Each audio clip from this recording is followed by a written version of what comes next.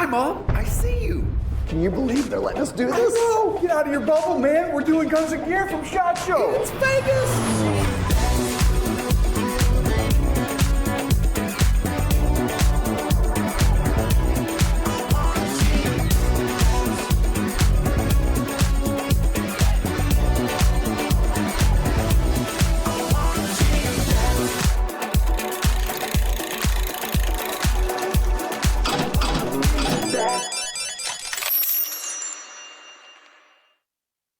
All right, we are back in the booth. I'm back in the booth for SHOT Show 2025, brought to you by Palmetto State Armory. Thanks to them for helping us put this all on. I have an old friend and a really cool company in the booth with me today, Monty Long. Chris, it's always good to see you, buddy. And man, don't talk about old. I don't want to feel that old because I'm really not. Well, and as long as I've been in the industry, I've known you. Yep. And you have been with Excess Sights. Yes, sir. Which is an anomaly in and of itself. It is. And you have always been very, very kind to me. And, we always try to be kind to everybody, but especially when we get to meet really awesome people. I mean, you and I met shooting competitively. And right. I'm being a fan of competitive shooting. I'm always going to try and take care of the other competitors as best I can. And, dude, we've had some fun times over the years and a lot of good matches. We have a lot of good giggles, and you guys continue to innovate. I think we're going to start off with, you guys are doing new things for sights. You're always doing stuff with sights. What's the latest hotness for you right now? Oh, man, I have to admit, I'm really happy with this optic plate, right? We started that project, I think, in 2022. So that's when the MOS system came out for this? Or that was a project you were looking at making plates? That's when we started making the plates, because the MOS has been out a little longer than that, but we heard a lot of feedback from a lot of people that the factory plates were less than stellar. Well, I mean, they're giving you six plates with the gun. Yeah. They're trying to still keep the cost down. They're keeping things right. So that was my thought, and I'll tell everybody what I was thinking. It's like, okay, so Excess Sights is making an RMR plate for the Glock MOS. Doesn't the gun come with all the plates? Why do I need another plate? Why do I want to spend money? And then I looked at it, I handled it, I compared them, put an RMR on it. Yeah. And I was like, "Oh yeah, and So tell me why. Tell me why yours is better. Tell them why it's better. Yeah. So the factory plates are metal injection molded. It's inexpensive to do. They can do it fast, and they can include it with the firearm for no extra cost. It keeps costs down. What we heard was a lot of issues with the plate staying on the gun, and a lot of issues with the optic staying on the plate. And there are some other companies that are making some options. Some of them are really good. We just decided that we could do it a little better and put our own little spin on it, right? So we've got the lug up front that helps us. I want to see if Benjamin can see this as we're talking about this, if he can jam in. Now, the lug you're talking about is what is pushing back against. It gives a little bit of force there. It helps stabilize the optic. It doesn't have a chance to So it's no longer free-floating. Yeah, it doesn't have a chance to get a running start to put some stress on those screws. We've changed up the screw specification that holds the optic to the plate. We went with something that's a slightly smaller diameter, but we've got a lot more thread engagement. I think it's like 35% more thread engagement than anybody else. Okay. So that means that it's actually doing its job of holding it there. And then we decided that we really needed to play with it, right? Because the engineer that came up with it and handed me the first one was like, hey, man, it made it through a couple hundred rounds at the range. And my answer, of course, I'm sure you know what I said. Oh, you're like, that's cute. Let me have it. Yeah, a couple hundred rounds. What's that? Yeah, exactly. So I put it on a Glock 19 and used it for a few months and got 2,500 or 3,000 rounds with no issues. And I was like, you know what? I really need to play with this a lot more and beat the hell out of it a lot more. So I put it on a Glock 45 and proceeded to shoot everything I could get to the rest of the year. I shot open at Rocky Mountain that year using a Glock 45. I shot USPSA Area 4 production optics using that same Glock 45. And at the end of it, I had another, I think it was 9,200 rounds. So you're putting your money where your mouth is. Yeah. And it was one of those, I'd go shoot a match, and I'd abandon that pistol. And you've seen me shoot. Sure. When it's like, get rid of the pistol, later, dude, and go grab the next gun. And that's the least you're worried. The recoil is everything, and that's a lot of rounds. Exactly. So, and, I'd go shoot a match and run the hell out of it, and then the next week I'd be at an outdoor range or an indoor range and check zero. Never had an issue with anything, right, at all. Just held up beautifully. And at the end of it, I was like, cool, guys, this is great. I wish I actually had the prototype with me because the prototype was in the white. It looks terrible. Really? It absolutely looks terrible. There's scratches, there's dings, there's dents, there's rust. Never had a lick of trouble with it. Well, another thing that I noticed is that the RMR does come with a cover plate underneath. So it comes with something to seal it. Because underneath the RMR, if you guys aren't familiar, there is a rubber O-ring that runs the whole perimeter of that sight so that you can seal it from the elements. Because after all, that's where the battery is. Exactly. So I took the RMR out, had one at the office. I put it on the factory plate. I could still see a little bit of the rubber ring all the way around that factory plate, and that's no good. No, that's because no good. You need full contact. So so then it doesn't look like you put the sealing plate under here because I wouldn't. My personal gun, I do just because I really don't want to have any chance for moisture to come in. Really? So you're going the full Monty, so to speak. I like it that way, yeah, because I want to make sure it's sealed. Actually, the test gun actually had a Holosun 407, which has a sealed bottom plate. It's got a battery tray, but yeah, well, very cool. I noticed that it covers the whole thing. It's super solid. It mounts up nice. I love the front lug that keeps it from being able to shift forward and rearward. But what about your sights, and what are you doing with your sights? Right. So when we did this, we decided to come up with, we've made suppressor height sights to work as backups with an optic. But yet you decided to make black a new set. sights. Yeah. So we're doing 2 new sets to go with the optic plate. That particular set is black. We also do one with a tritium front, but we brought them down so that they're barely taking up any of the view. Right. That was my they're complaint. Not so high that we are cluttered. If I need the backups because my dots failed, there's enough of them there. I can make it work. But if my optic is doing its job and working, I'm not looking at the irons. I'm looking at the problem and seeing the dot on the problem and pressing the trigger like I'm supposed to. So, well, I had an opportunity to install some of the sights, and I used your fabulous sight tool, and everybody's going to get to see that because if you haven't seen it and you're a Glock fanatic and you're into changing sights, it is a must-have tool. It is the way to go. I mean, it's tiny. It fits in the range bag. I mean, my Glock range bag has one that lives in it because let's show the video if everybody Absolutely. can see it, and then we'll see what you sent us. All right, guys, give me a second. I'm just taking this last one out of the vise. XS Sights, always doing really cool stuff. Very robust, very strong. This is a couple of their latest versions here. I already mounted these up. I'm just finishing it right now, but we've got 2 different Glock versions. We got a tritium front, black in the rear. We've got black up front and a black in the rear because there are still some people that don't like bright sights. They just want the black target style. It's cool because they're serrated. They went on easy. Of course, I'm using the XS sight tool, and the XS sight tool is specifically made for Glocks. Folks, if you're a Glock armorer, if you're someone that works on a lot of these pistols or have friends that want to change sights, tell them all to chip in a little bit. I don't know if you guys know this, but everybody chips in a little bit. We get a nice Glock tool for our sights, and then you guys can change them out all you want. But when you put on these front Glock sights, you have to make sure they are straight and not twisted.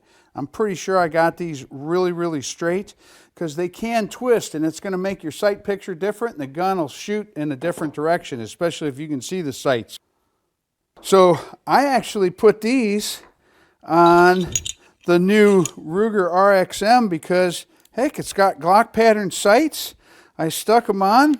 I think it's going to be really cool, a nice addition to that pistol.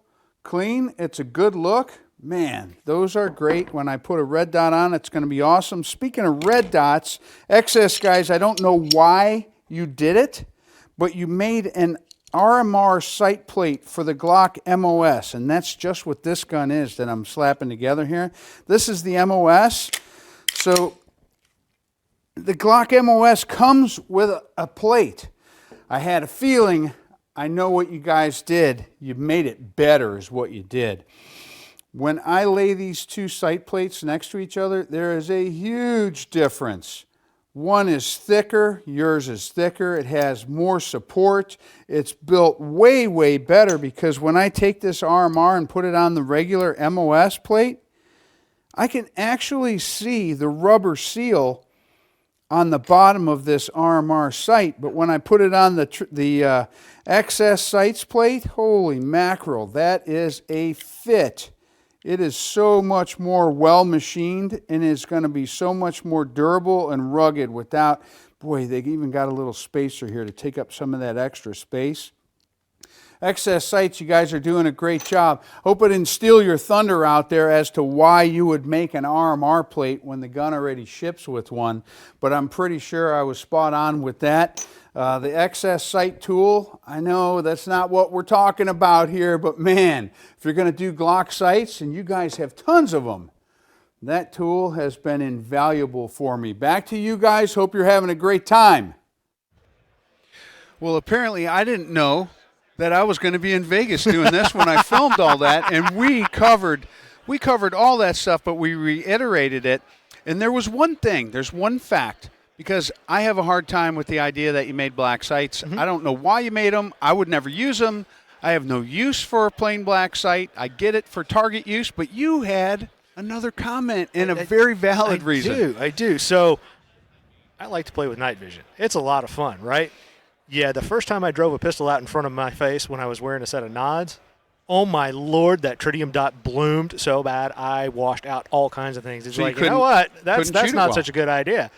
That plain black blade gets away from it. Monty, were you at the midnight matches that Crimson Trace used to? Unfortunately not. I never had a chance to make it to any of those. Okay, well. I wanted to, but it just never worked out. That sounds like a perfect opportunity to find out that the tritium blooms out under nods, because there was a lot of nods out there. But you guys are doing something else. We got the pistol stuff out of the way. Let's look at this rifle. Absolutely. You guys, now why are you expanding outside of just sights, your XS sights? Well, because we like making cool stuff that shooters are going to use. Yeah, that's a fact. I mean, the Glock sight tool, it's used for putting sights on the gun, but I could do that with a hammer and a punch. But it's a much more effective way. It is. And it is a cool tool that a gun guy's going to appreciate, as you did in that little video we just watched, right? I absolutely do. So this is a Smith & Wesson 1854. You know, they released them last year in 44 mag and 45 Colt. It's a great lever gun. They are absolutely just neater than all get out. They shoot great. They handle great. But what if I want to go kill critters at night? Yeah, and you want to mount stuff all over it? Exactly. So we've got a line of forends coming out for lever actions. These are all going to be M-LOK compatible. We're going to start with the Henrys because we've got them moving along pretty good, and the Smiths are going to be up next. And it's just a straight drop-on replacement. It gives you What is this made out of? It's aluminum, buddy. It 6061 aluminum, I believe, hard anodized finished. The mounting hardware is going to be steel. We spent a lot of time really, really working on the mounting hardware because I know we were talking a bit earlier about, police officers love to break things and they're really good at it. They lose things. I hang out with a bunch of cops, and apparently a lot of that's rubbed off on me because I break a lot of things left, right, and sideways, right? So we put a lot of effort into making sure our mounting hardware was incredibly durable, because the last thing I want is to be out trying to hunt pigs or whatever at night and I break something and my forend no longer does its job. Well, and you're hanging all kinds of stuff off it for night hunting. Exactly. In fact, we started to do something, I think it was 2007, 2008. We've actually got a prototype over at the booth that was a tri-rail for the Marlin family. And we figured out real fast that it was way too heavy and was just not going to hold up. And we kind of shelved the project for a while and came back to it. And M-LOK was the way to go. It gives you a chance to put stuff wherever you want on that forend. It's sexy. It's nice and light. Nice. It's very slim. I mean, it's going to be a cool tool once we get it out on the market. And of course, you guys make a wide variety for lever guns, because without this rail on top of this lever gun, I can't run a night vision optic. No, I have to have a piece of rail that I can fit a larger optic on. Exactly. So you guys are doing that, and you got ghost ring sights. This one's actually a prototype tritium up front. The Smith & Wessons come with that rear sight from the factory on their little bitty rail. The newer ones, they're starting to do a long rail. We do that long rail and have been for years for the Marlin family and for the Henry family. Introduced one last year for the Rossi R95 in 3030. Okay.